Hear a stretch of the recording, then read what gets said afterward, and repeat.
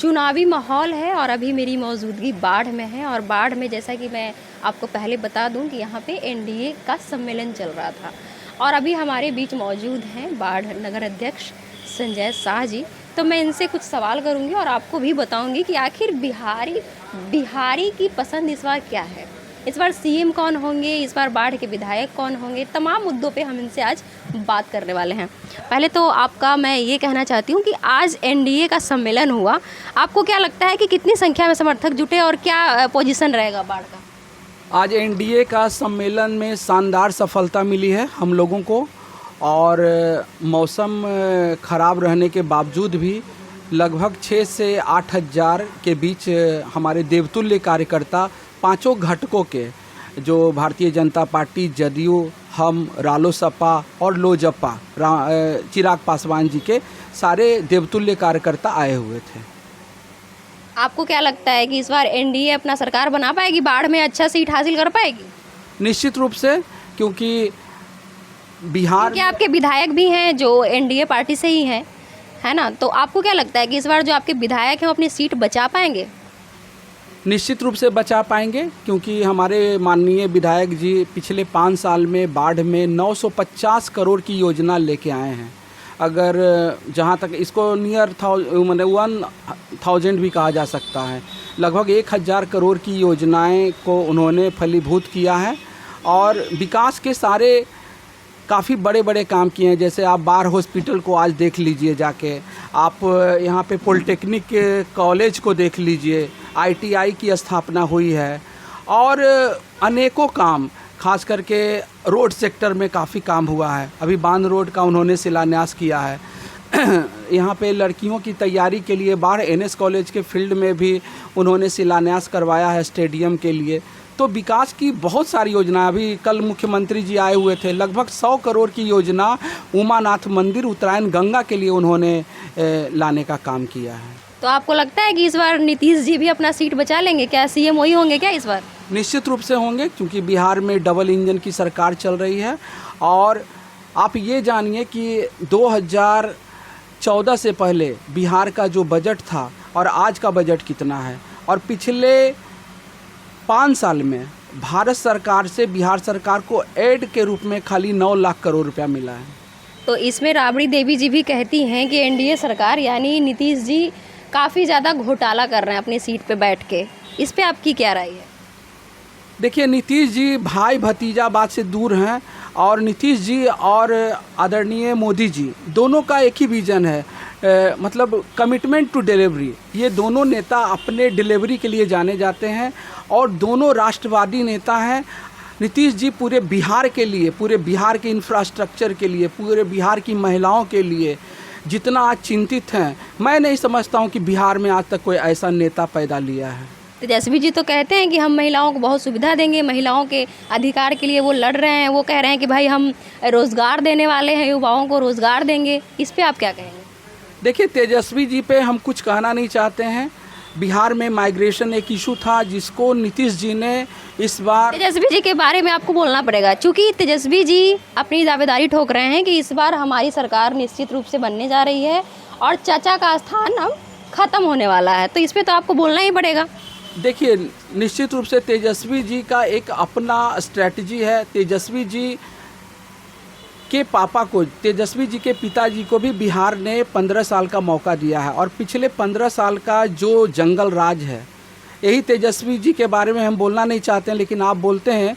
तेजस्वी जी की बहन की शादी थी, पूरे पटना का क्या हाल था, शाम में महिलाओं का क्या हाल था। तेजस्वी जी का जो कार्यकाल रहा है उनके पिताजी का, और जो आज का बिहार है, आज जो डबल इंजन की सरकार है, और बिहार में जब मैं कहता हूँ कि 9 लाख करोड़ रुपया सिर्फ विकास के लिए मिला है, आज तेजस्वी जी आज के बिहार को स्वीकार करें। आज तेजस्वी जी बिहार में इतना इंफ्रास्ट्रक्चर का काम हो रहा है, गंगा नदी पे 14 गो पुल बन रहा है। उत्तर बिहार और दक्षिण बिहार में आने वाले समय में कोई अंतर नहीं रह जाएगा। आज बिहार में कोई एक्सप्रेस हाईवे के बारे में सोचता नहीं था, आज बिहार में 1.5 लाख करोड़ रुपए का सिर्फ एक्सप्रेस हाईवे बन रहा है।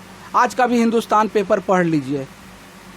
लेकिन तेजस्वी जी वोटर अधिकार यात्रा निकाल रहे थे और बोल रहे थे कि भाई सीएम हम होंगे और पीएम हम राहुल गांधी को बनाएंगे। इस पे आपकी क्या राय है? देखिए ये सब हाइपोथेटिकल क्वेश्चन है और ठीक है, उनके मन में ये सब बात आते रहती है। और वो तो खुलेआम जनता के बीच में बोल रहे हैं कि भाई पीएम होंगे राहुल गांधी और हम सीएम बनेंगे बिहार के। पहले अपनी चिंता कर लें। राहुल गांधी का तो समय लद गया है। राहुल गांधी तो चुनाव फेस कर चुके हैं और ये चुनाव में आ ही गए हैं। जनता इनको भी सबक सिखाने का काम करेगी।